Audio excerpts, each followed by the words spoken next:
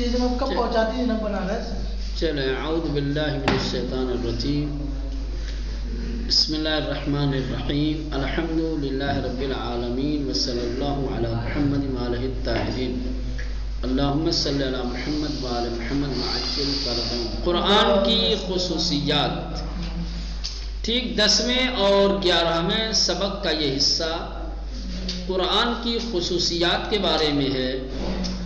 اس میں آپ آیتوں سے استفادہ کرتے ہوئے قرآن کی مندرجہ ذیل خصوصیتوں سے آشنا ہوں گے۔ پہلی خصوصیت قرآن کی کیا ہے؟ ہدایت۔ قرآن مجید کی کچھ آیتیں ایسی ہیں کہ جن آیتوں میں قرآن کو صاحبان تقوی اور پرہیزگار لوگوں کے لیے ہدایت کہا گیا ہے، جیسے ذالک الکتاب لا ریب فیہ ھدی للمتقین، کہ اس آیہ کریمہ میں قرآن کو پرہیزگار لوگوں کے لیے ہدایت کی کتاب کہا گیا ہے۔ یہ سورہ بقرہ کی ابتدائی آیتوں میں سے ہے۔ آپ جب سورہ مائدہ میں جائیں گے تو سورہ مائدہ میں قرآن کو ان لوگوں کے لیے ہادی اور ہدایت کرنے والا بتایا گیا ہے جو خدا کی خوشنودی حاصل کرنے کی کوشش کرتے ہیں۔ جو لوگ خدا کی رضا اور اس کی خوشنودی حاصل کرنے کی کوشش کرتے ہیں، ان کے لیے قرآن کو ہدایت کی کتاب بتایا گیا ہے۔ مثلا یہدی بہ اللہ من اتبع رضوانہ سبل السلام، دیکھیں اس آیہ کریمہ میں ہدایت کرتا ہے اس کتاب کے ذریعے سے اللہ ان لوگوں کی جو رضوان پروردگار کا اتباع کرتے ہیں اور جو لوگ سلامتی کے راستے پر ہوتے ہیں۔ ٹھیک، تو یہ پہلی۔ دوسرے قرآن کی خصوصیت نصیحت۔ نصیحت کہا جاتا ہے خیر خواہی کو۔ خیر خواہی، نصیحت یعنی خیر خواہی، کسی کا نصیحت۔ قرآن کو نصیحت کہا گیا ہے صاحبان تقوی اور پرہیزگار لوگوں کے لیے۔ ٹھیک، وَمَوْعِظَةٌ لِّلْمُتَّقِينَ، اور یہ کتاب نصیحت ہے، موعظہ ہے، کس کے لیے؟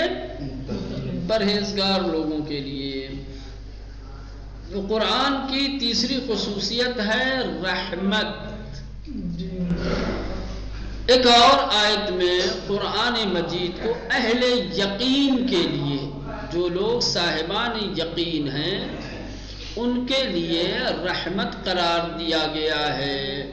مثلا ارشاد ہوتا ھدی ورحمہ لقوم یوقنون، ہدایت اور رحمت ہے یہ کتاب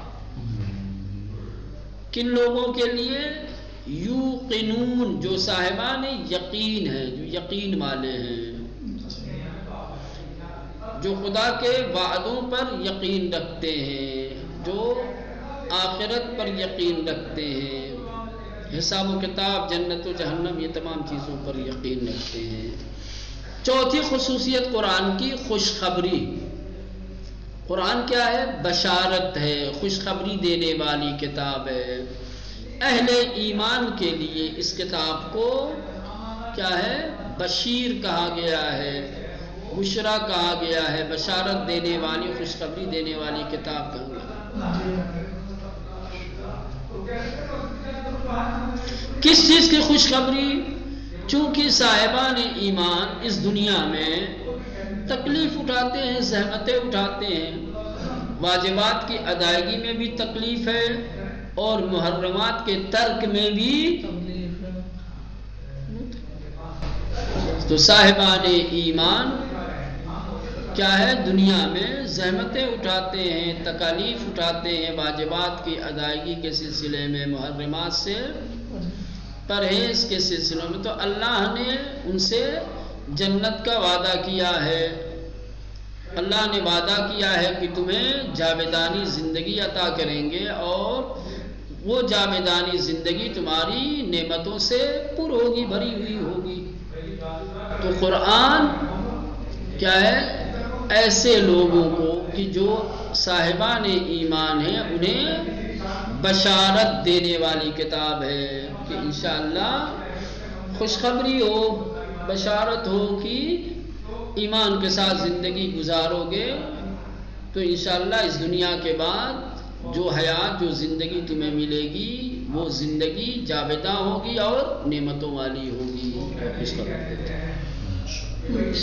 وَبُشْرَى لِلْمُؤْمِنِينَ، وَبُشْرَى صاحبان ایمان کے لیے بشارت دینے والی ہے. بشیر اور نذیر، جو لوگ صاحبان ایمان نہیں ہیں یا جو گنہگار ہیں، معصیت کار ہیں، خدا کے نافرمان ہیں، ان کے لیے یہ کتاب کیا ہے؟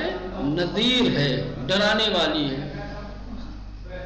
ایمان سے دور ہو کر کے زندگی گزارو گے تو پھر وہاں کی زندگی تمہاری غضب الہی اور عذاب الہی سے دوچار ہوگی، وہ نذیر ہوگی. اس اعتبار سے ایمان کے ساتھ زندگی گزارو گے تو وہاں کی زندگی نعمتوں والی ہوگی، خوشخبری ہوگی. تو صاحبان ایمان کے لیے خوشخبری والی کتاب ہے. بصائر، قرآن کی 5ویں خوبی اور خصوصیت یہ ہے کہ قرآن کو بصائر، بصائر بصیرت کی جمع ہے، یعنی یہ کتاب انسان کے اندر بصیرت پیدا کرتی ہے، اندرونی اور باطنی بینائی، سمجھ بوجھ پیدا کرتی ہے، آگاہی. سمجھ رہے ہیں؟ ایک چیز ہے بصارت اور ایک چیز ہے بصیرت. بصارت کہا جاتا ہے ظاہری روشنی کو، ہماری آنکھوں کو. بصارت جو ظاہری، ہاں وہ دوسری، وہ خوشخبری کے معنی میں بشارت، خوشخبری یہ ساتھ کے ساتھ ہے. بصر کہا گیا نا آنکھ کو، بصارت ٹھیک، جو چیز آنکھوں کی روشنی کو کہا جاتا ہے بصارت، دل کی روشنی کو کہا جاتا ہے بصیرت. بصیرت کا مقام اور درجہ بہت بلند ہے. سمجھ رہے ہیں؟ تو یہ قرآن کو بصائر کہا گیا ہے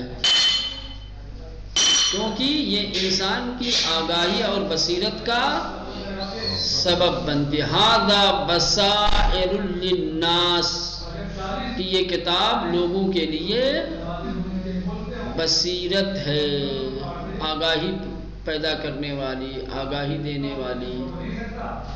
ٹھیک، چلیں اب گھنٹی لگ گئی تو اس کے آگے کیا جائے، ختم نہیں کرتا.